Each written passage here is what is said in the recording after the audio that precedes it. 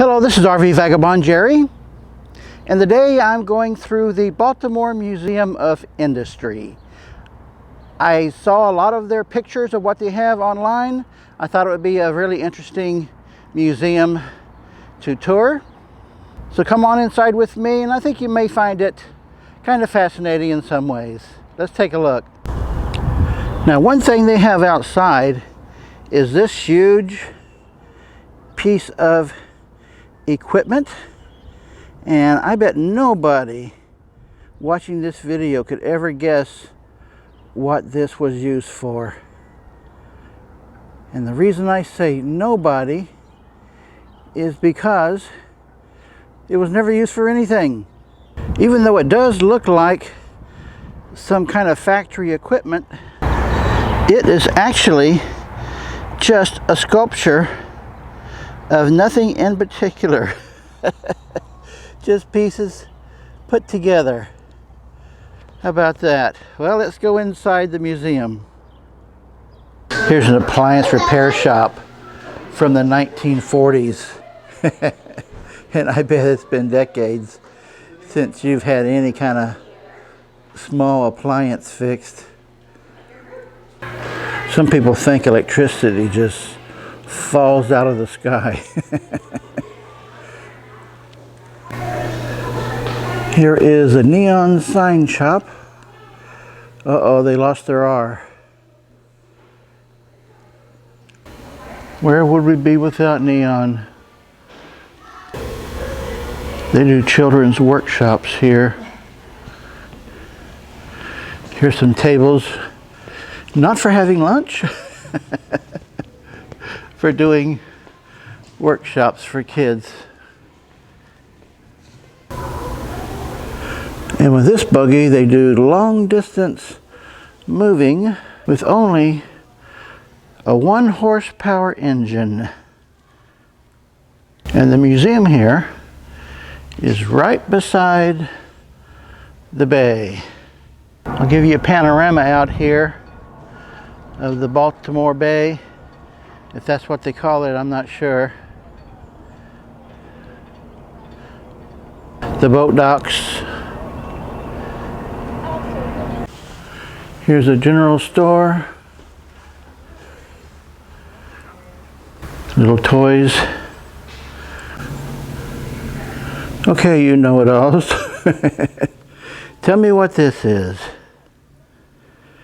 Anything here look familiar? Well, it is a tugboat engine, like it'll be used on this tugboat right there. The Tugboat Baltimore. Here is a street pavement roller. Looks like this is one of the first models they came up with. And one of the problems with these old models is that they get very old and cranky.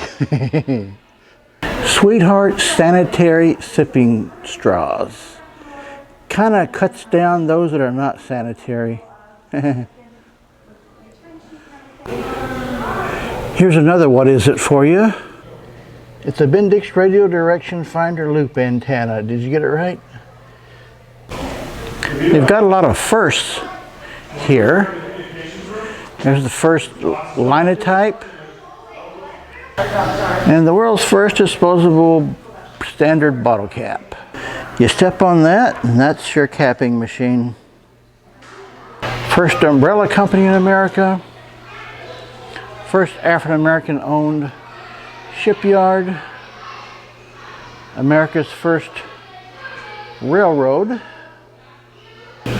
America's first silversmith.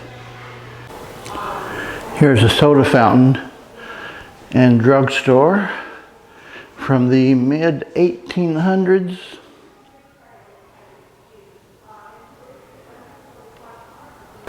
Well, apparently drugstores used to be a lot more than they are today.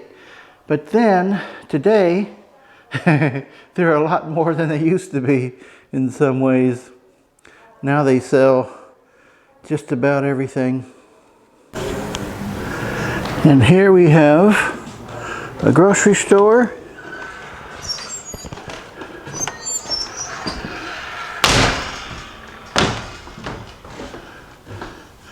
That looks like a meat case. Canned goods, spices. A couple things you got to try at least once is a sarsaparilla and a Yoo-hoo chocolate cold drink. Here's some brands of liquors you may not have heard of. And let's see what's in the back room. Bakery, meat processing, and next we have a machine shop which does a lot of things. This looks like it's back from the, maybe around 1900. They got a canning plant here. And next is their automotive section. What is this? Not sure what that was used for. Here's a 1940s car getting gassed up.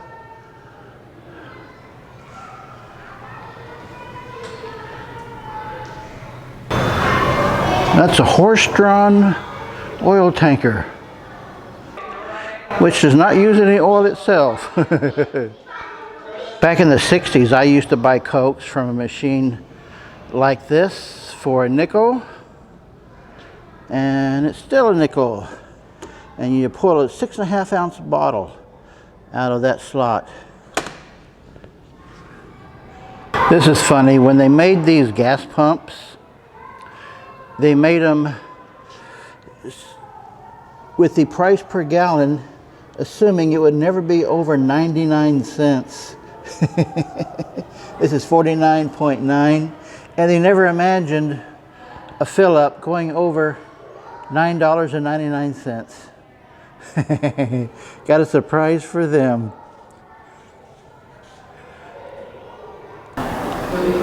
Well, I think this has turned out to be a very interesting museum. So whatever your interests are, you can find something here you like about these various industries that they have represented. So I do recommend the museum. Good day, folks. I hope they get their R fixed.